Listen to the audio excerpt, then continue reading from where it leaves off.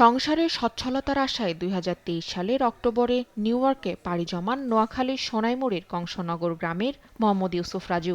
স্বপ্ন ছিল ভালো আয় করে পরিবারের পাশে দাঁড়ানোর, কিন্তু সেই স্বপ্ন পূরণ হওয়ার আগেই থেমে গেল তার জীবন। স্থানীয় সময় শনিবার রাত ১:১২টার দিকে নিউ ইয়র্ক সিটির রকওয়ে এভিনিউয়ের একটি রেস্টুরেন্টে দুর্বৃত্তের গুলিতে নিহত হন রাজু।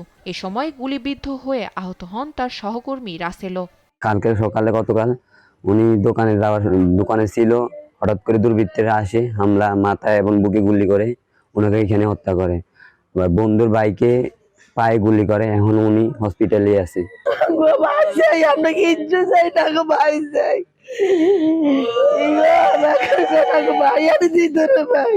আমার বাইরে সরকার যেন দ্রুত পাঠাই দেয়, আমরা ভাই চাই, আমরা কিছু চাই না। রাজুর আকস্মিক মৃত্যুতে শোকে ভেঙে পড়েছে তার পরিবার। একদিকে সন্তান হারানোর শোক, অন্যদিকে ছেলেকে বিদেশে পাঠাতে করা ঋণের বোঝা। এই ঘটনার পর থেকে দিশেহারা তার পরিবার।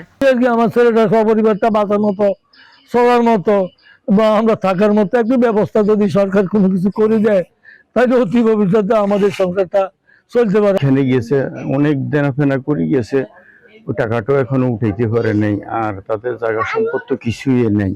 ভালো ভবিষ্যতের আশায় হাজার মাইল পাড়ি দিয়েছিলেন রাজু, কিন্তু প্রবাসের মাটিতে তার আকস্মিক মৃত্যুতে সেই স্বপ্নের জায়গায় শুধুই কান্না। এখন স্বজনদের অপেক্ষা কবে ফিরবে তাদের প্রিয় রাজুর নিথর দেহ। তাসফিয়া ইসলাম, নিউজ ডেস্ক, দেশ টিভি।